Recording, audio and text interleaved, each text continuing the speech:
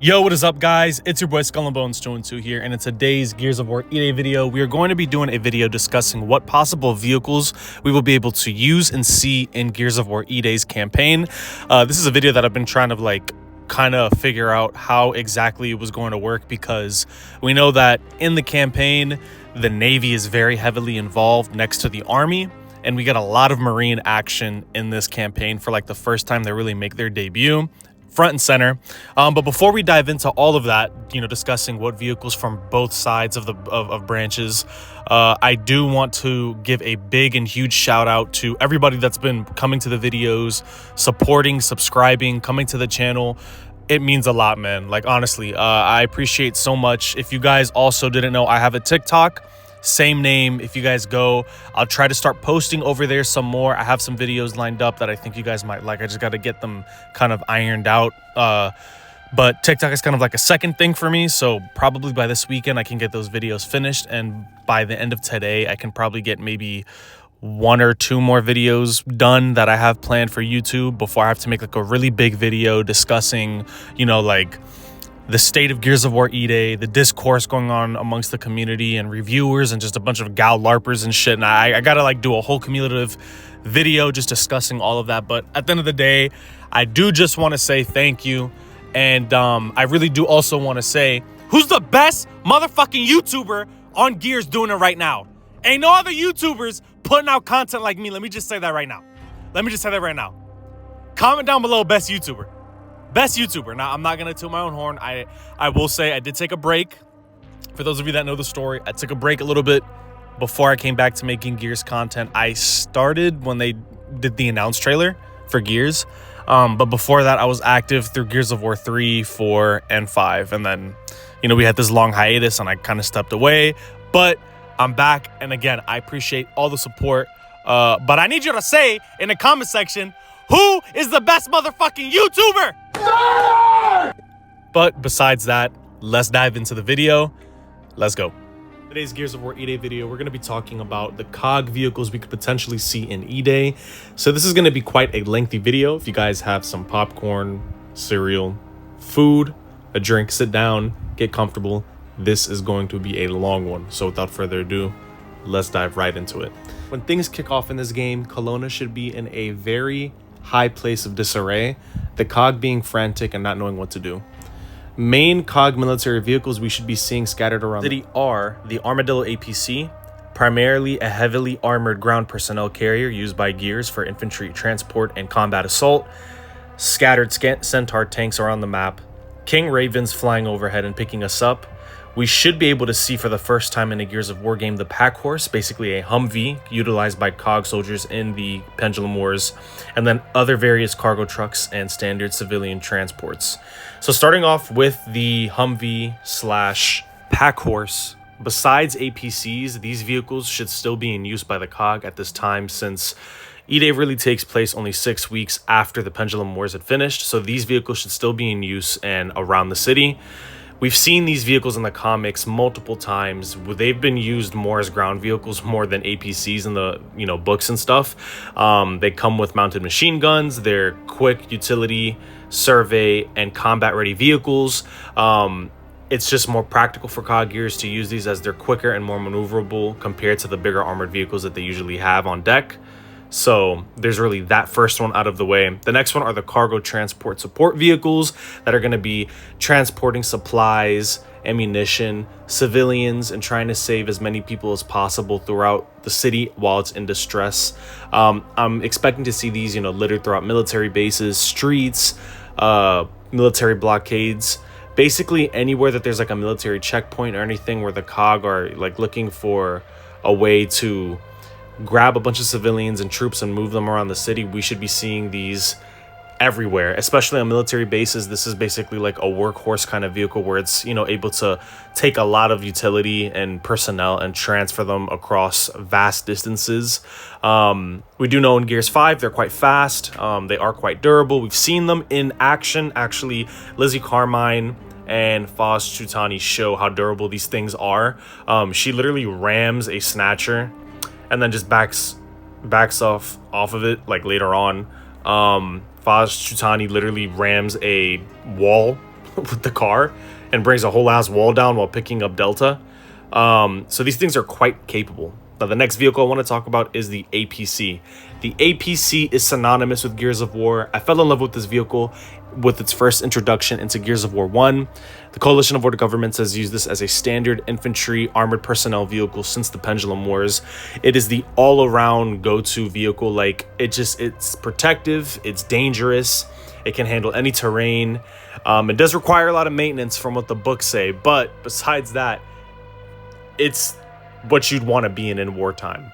So I do expect to see some sort of APC usable with Bravo Squad, but for the most part, I do think that we should be able to drive an APC at some point in the campaign, or fingers crossed in a big team battle game mode or Horde Siege mode later on down the line if APCs are something that are able to be added. We do see here that in Gears E-Day, APCs are utilized almost all the time. Like, we see them everywhere, even in this small cutscene in the stadium where they're trying to like get, you know, everything set up for like a refugee center while Emergence Day is happening and stuff. We see them everywhere. Another vehicle that I'm seeing scattered around a lot around Kelowna are the Centaur tanks, which is surprising. Centaur tanks are quite fast. Another vehicle that needs quite hefty maintenance, but it can take quite a beating and it can dish out a lot of damage. It's actually a tank that is quite modeled after like RC cars, which I find quite funny. And it has its own nitrous oxide system, or a boost for short. It kind of saves up this kind of like kinetic energy and outputs it to give the driver and personnel inside a boost in combat so that it can like run and gun at the same time. Centaur tanks are no joke. We got our first taste of driving a Centaur tank in Gears of War 2. We got to see how fast they were, the kind of damage they dished out, and I wouldn't be surprised if we got to use one in Gears of War E-Day. It would only make sense. Like, literally, they're everywhere. You go on the One Horde Siege map and you literally see these things everywhere, just discarded. They're just everywhere. So at some point, I would like to assume that we might be able to use these bad boys. I can't wait. I do like the Centaurs. I really do think that they're probably one of the more cooler pieces of technology that the COG has. And I do know that in Gears of War E-Day specifically, there is going to be a part where we're on a military base and we have to get rescued by Gil Gettner and we have to get airlifted out. And I'm pretty sure we might be seeing some of these, you know, vehicles in use, at least the combat ready ones, like the APCs with their guns and the Centaurs with their weapons. I'd be surprised if for whatever the reason was we didn't get to see these vehicles in action. But looking at it from a logistic standpoint, it'd be quite hard to maneuver these things in the city of Kelowna, at least as the player as well. Like, I don't really know how they would be able to make that work. The city streets are tight, narrow, there's a bunch of civilians running everywhere, and I mean, at some point, I figure maybe they'll show us how the COG are using Centaurs in a heavily populated area. But even then, for us as the player, it's very far-fetched for us to think that we might be able to control one of these. Just because, like I'm saying, it's a lot, man. I remember in Gears of War 2, we needed an open space to like fully utilize the Centaur to full capacity. Or its best capabilities, I should say.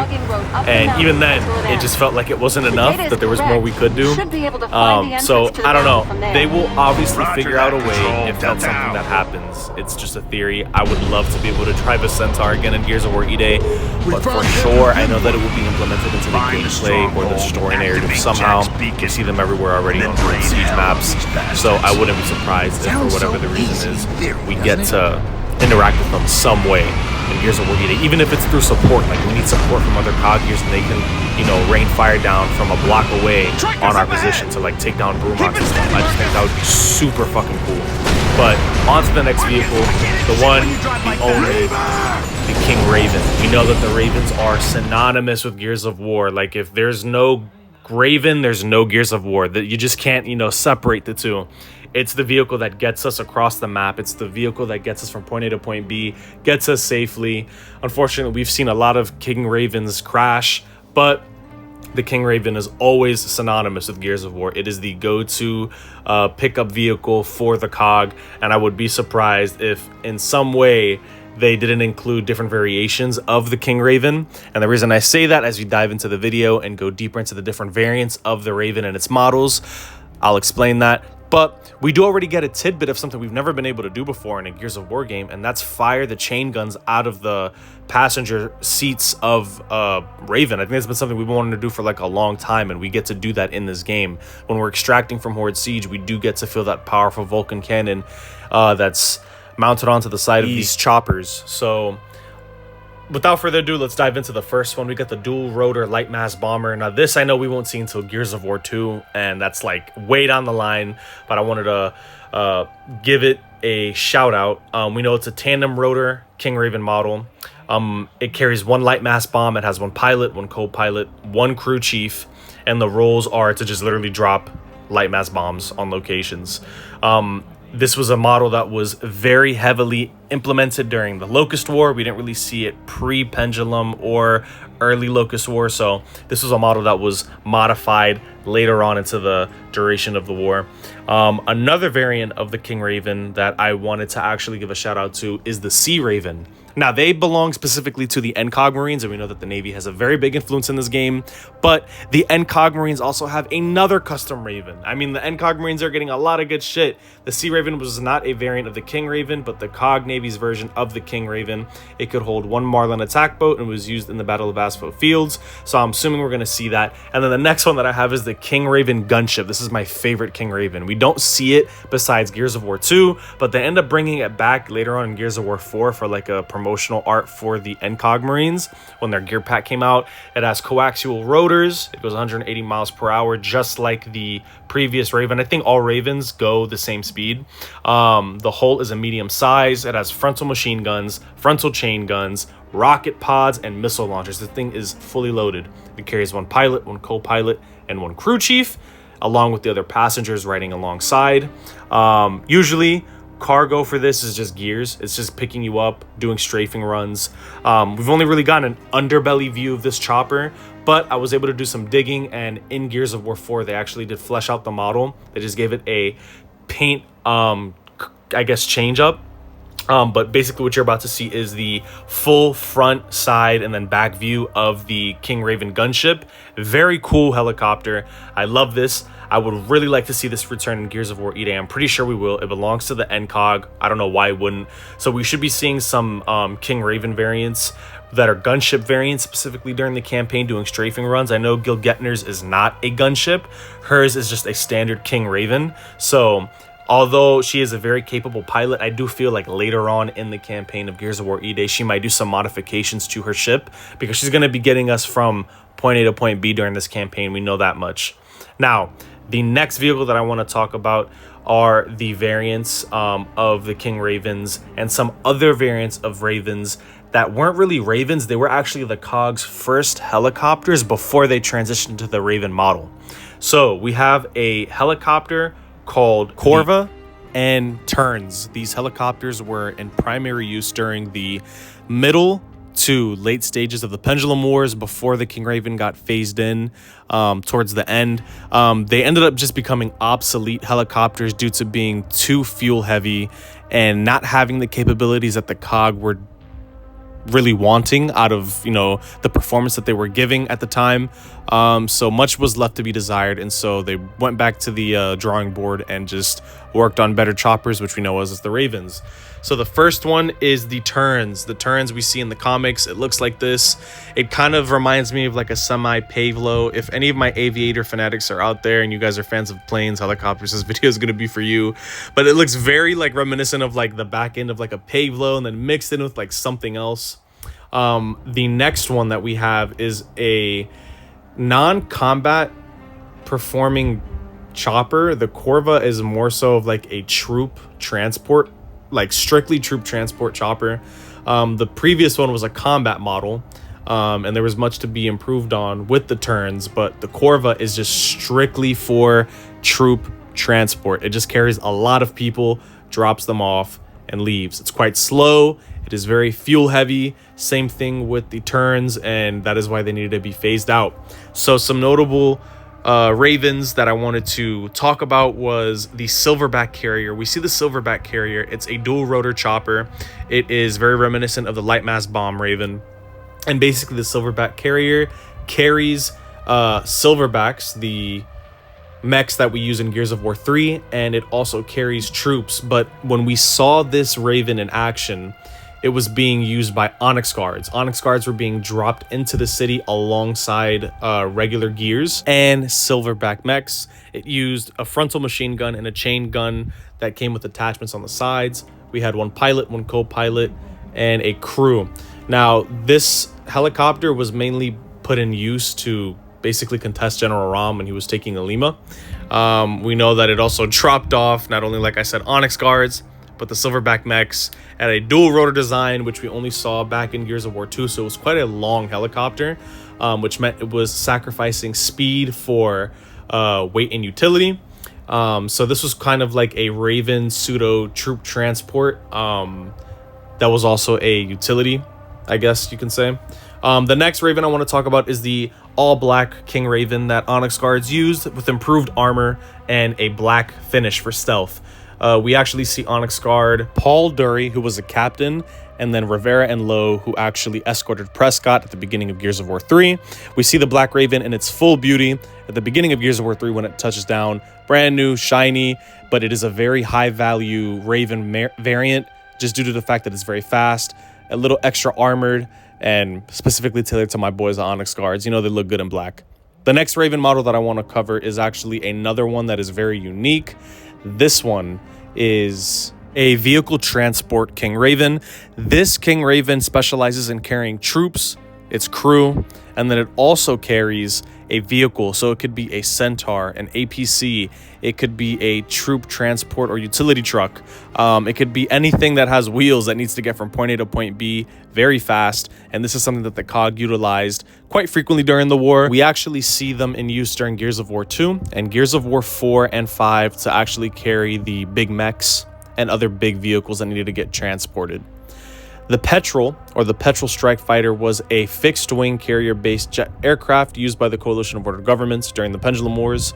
It was a specialized strike and bomber jet that featured two massive high-payload bombs mounted directly underneath its swept or fixed wings to devastate targeted enemy installations. Now, in the books, there were two variants of the Petrel. The Petrel had a jet variant, and then there was also the bomber variant. We see the bomber variant during Gears of War 4's introduction to the Pendulum Wars, going overhead during aspho fields and dropping bombs on troops. We do see it again in Gears of War E-Day. I have to slow the clip down while we're in the hangar, but we do see it again. The model has changed due to the time era and timepiece that they were trying to fit. You know, it was the 70s and 80s, I guess, so that was kind of the timepiece they wanted to work with. So the plane does look a bit different, but kind of remains the same as like this big World War II-ish bomber.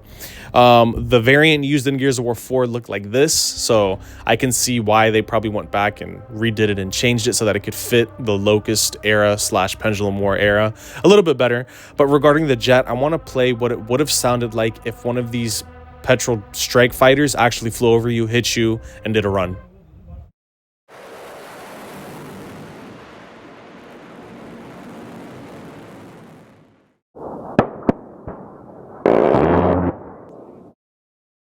I had to use AI, forgive me. I tried to look everywhere for the jets and I couldn't find it.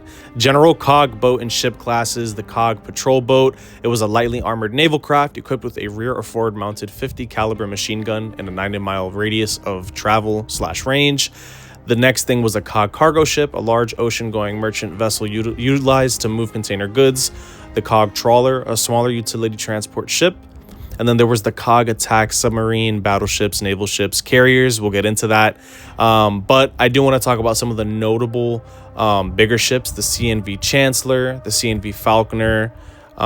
These were all big Navy vessels linked to various different COG Navy bigwigs. But we also have a few like the CNV Sovereign and the CNV Pomeroy, which were under Captain Michelson's control, who we will see in this game. So I wanted to mention some of those because we will be getting a lot of help from Michelson's fleets. I don't know how many fleets he has in control, but one of the ships was the patrol boat that I wanted to show. The COG patrol boat looks very fast, cool. I'm pretty sure we'll see some of these reimagined in Gears of War E-Day, but this is what it looked like pulled out of the game files for Gears of War. I think it was like 2 and 3. We also see what the COG commando Marlin look like. The Marlins were used for the extracts on asphalt fields when Dominic, Santiago, and Hoffman stole the plans for the Hammer of Dawn. This is what they look like. They are tailored specifically to the Commandos. So just like how the Onyx Guards have specialized vehicles that are, you know, painted in black, specially armored, especially fast, heavily equipped. Same thing with the Commandos. They gave them these special boats and they were made only for Commando use. So that's a pretty cool little lore tidbit for you Commando fans out there. Moving on to the next vehicle we have, it is the Cog submarine / sea bass model. We see this in Gears of War 3 and we use it to get to Azura to fly under the artificial maelstrom that was made by Adam Phoenix. Now, this one I do think we will see in Gears of War E-Day, just because, again, this is a Navy fleet vehicle. I think it's going to be very important. I do think that we may be seeing the CNV Sovereign. Now, I don't know if this was a Gears of War 3 only ship, but I would like to presume that it's not, just because, you know, we're in a port city and right now we are with Michelson. This is Michelson's ship, along with the Pomeroy. So I am assuming that we are going to be getting a little bit of action from both of these battleships. We'll be getting their troops, their ordnance, their utility vehicles, all that good stuff. And those strike fighter jets, they actually roll off of these bad boys, believe it or not. So that's pretty much all of the ships Navy-wise. I know that the Navy has a lot of cool stuff that I can't wait to dive into in this game and for us to actually get our hands on. I don't know to what effect we'll be able to use them, whether it'll be through, you know, assisted airstrikes, whether, you know, Michelson will use this to transport as many civilians off Kelowna out to open sea to save them from emergency and transport them to, I don't know, somewhere like Ephira or something like that. I really don't know. The possibilities are endless. I am 100% certain that we are going to be seeing these vehicles to some extent. But if you guys did enjoy today's video, don't forget to leave a like, comment, subscribe, spread the video to your friends. This is your boy Skull and Bones 212, and I will catch you guys in the next one. Peace.